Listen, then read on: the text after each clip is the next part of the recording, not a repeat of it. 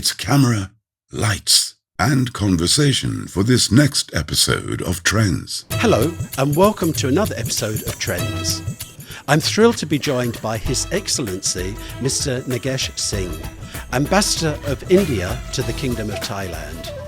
We're at the ASEAN-India Forum in Bangkok, and you are watching Trends.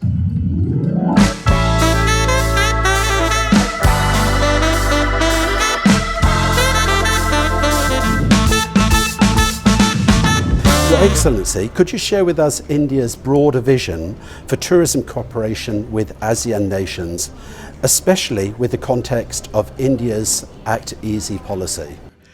So, India and ASEAN share very deep-rooted historical, civilizational and cultural bonds going back almost 2,000 years. And not just in mythology, but with archaeological evidence of how goods, ideas and people from this region and India have been mingling with each other.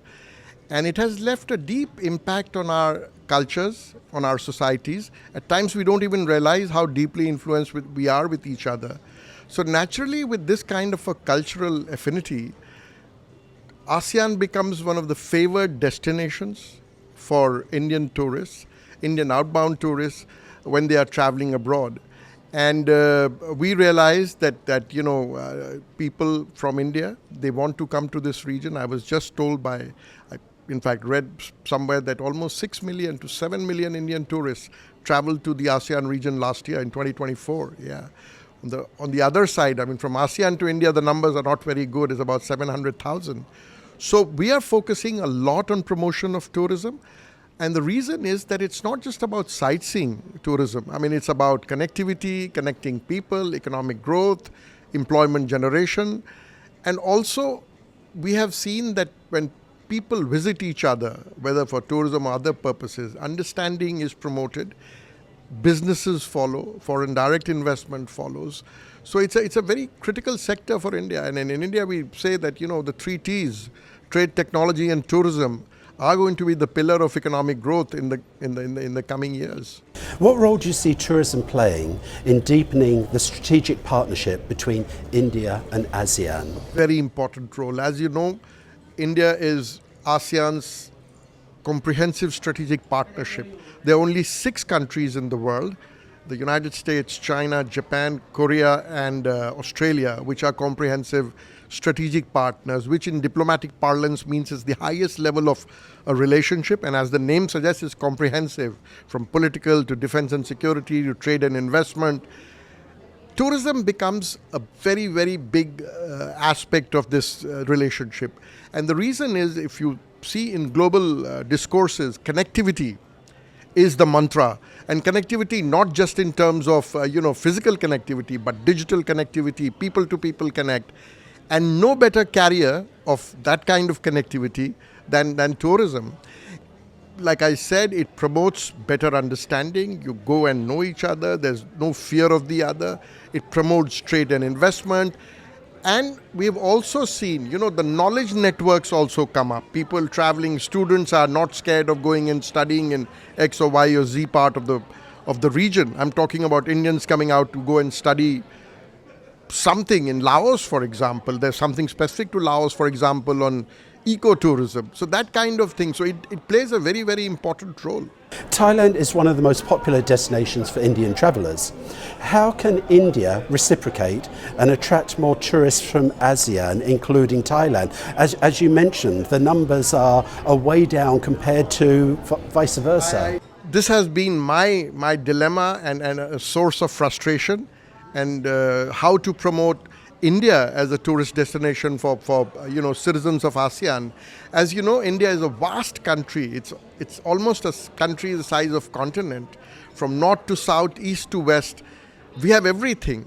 From the Himalayas with mountain tourism to the beaches of the south. Thailand and India share the Bay of Bengal. So just like you have beaches on the Thai coast, we have beaches on our coast. Some of the most beautiful beaches.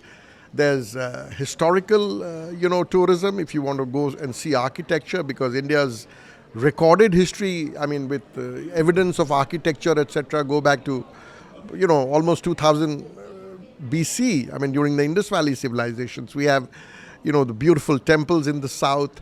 The coldest place, the second coldest place on the planet is in the north of our country, a place called Dras in Kargil, in Kashmir, in Ladakh, minus 45 Celsius to 50 temperature. The wettest place on the planet is in the east of India. It gets almost 460 inches of rainfall a year.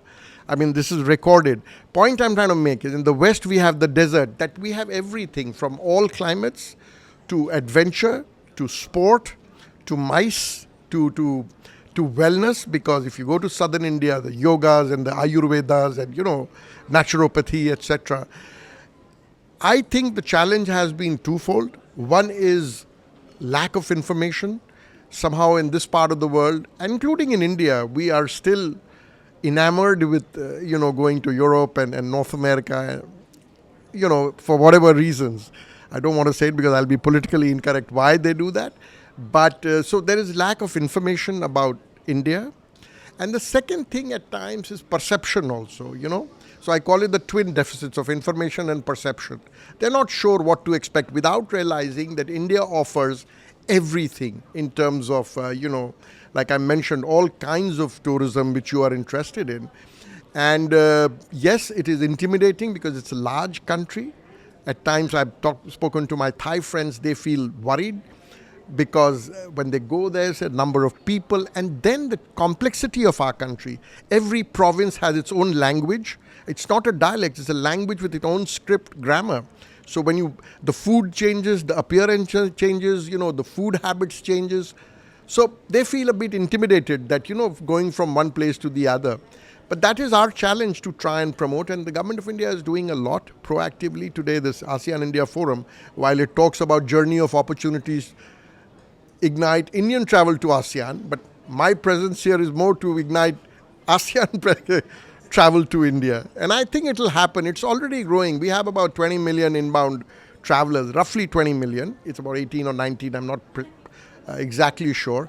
But the numbers are too less. Thailand gets 36 million. And my feeling is that going forward, more and more people from the world, if they want to see the deserts of Western India, to skiing in the north of India, to the ecotourism of the east of India, and then the spiritual tourism or the beach tourism of the southern part of the country, they will travel to India because in one geography they'll get an experience of all these varieties. Fantastic. Are there any current or upcoming bilateral tourism cooperation initiatives between India and Thailand that you could highlight? So this is an ongoing process, and with Thailand, it is a very strong partnership in the tourism sector.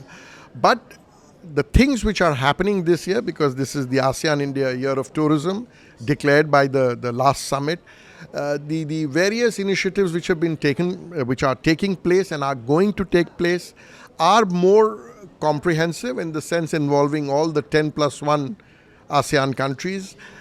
Last month we just had the India-ASEAN Cruise Summit, we called it, where we are focusing now on the maritime space, giving India and ASEAN share the Indian Ocean and the Bay of Bengal, how to promote cruise tourism, because, the connectivity is there.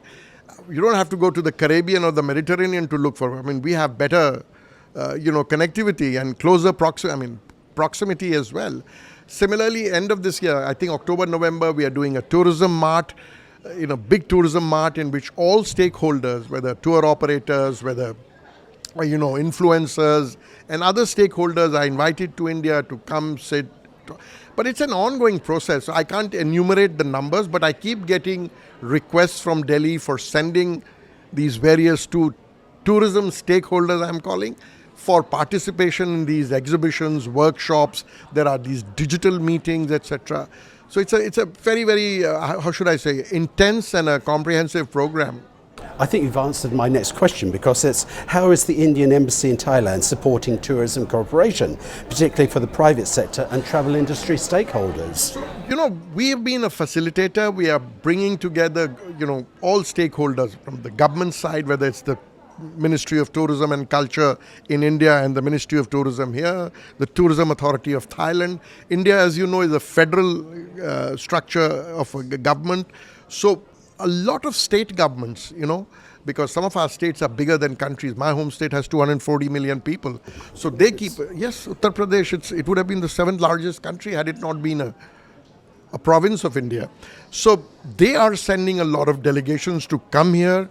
They are inviting, again, in today's digital age, the influencers, the people who make an impact or can convince more their country people. For example, a Thai influencer going and looking at the Buddhist circuit and coming back and telling them that, these are the other places beyond the traditional Bodh Gaya or the Kushinagar or the Sarnath, which also have strong Buddhist influence. And they are told about these places in their own language with videos and other things, makes a great impact. So we have been doing that. We have been taking influencers, tour operators, airline people, hotel industry to India for them to go and see for themselves what is happening, what is available in India, how the infrastructure, the tourism infrastructure is being developed. And I'll be the first one to confess that I used to think that the tourism infrastructure compared to other parts of the world wasn't that developed.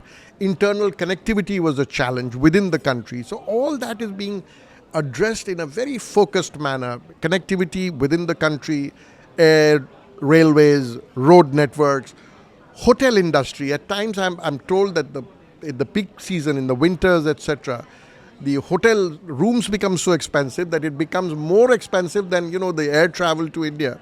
So all those issues are being addressed, and our Prime Minister is focused on it, because tourism, like I said, is not just about sightseeing.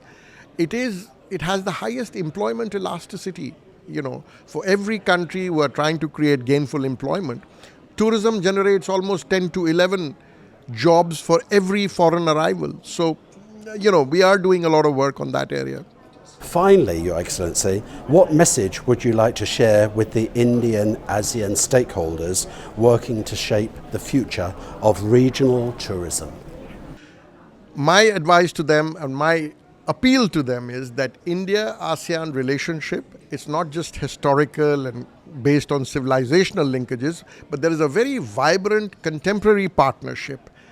As the world's geoeconomics and geopolitical focus shifts to the Indo-Pacific region, ASEAN's centrality to the whole Indo-Pacific strategy of the rest of the world, including India's vision for the Indo-Pacific or the Indian Act East policy, ASEAN centrality is a sine qua non. And while we'll talk about other hard issues of defense, security, trade and investment, tourism is a low-hanging fruit, and the potential is such immense. I mean, we are a country of 1.46 billion people. If ASEAN is trying to attract Indian tourists, forget about Indian tourists, they don't have to go looking for them. It's a young population, median age is about 27 years. Indians are getting prosperous. We have been the fastest growing large economy in the last 10 years. When prosperity comes, people want to travel, see the world. And going forward, this is a wonderful initiative, what's happening here today, the ASEAN-India Forum on the tourism aspect. And going forward, I'll see more and more Indians coming to this region. And I hope they don't make a nuisance of themselves for their host countries. I'm just joking. I'm sure they'll not. But I see a very bright future for this pillar of ASEAN-India relations. Given the size and the dynamism of our two economies, the geographical proximity, the enhanced connectivity, which is booming, air, land, and maritime connectivity. So I see a very bright future. Great. A future of many opportunities. Yes. Your Excellency, thank you so much for being with us at Trends today at the ASEAN-India Forum. Thank you so much. I wish you a successful afternoon at the forum. Keep doing the great job that you're doing in connecting India and ASEAN. Thank you very much. Thank you. You're very kind. Cup and cup.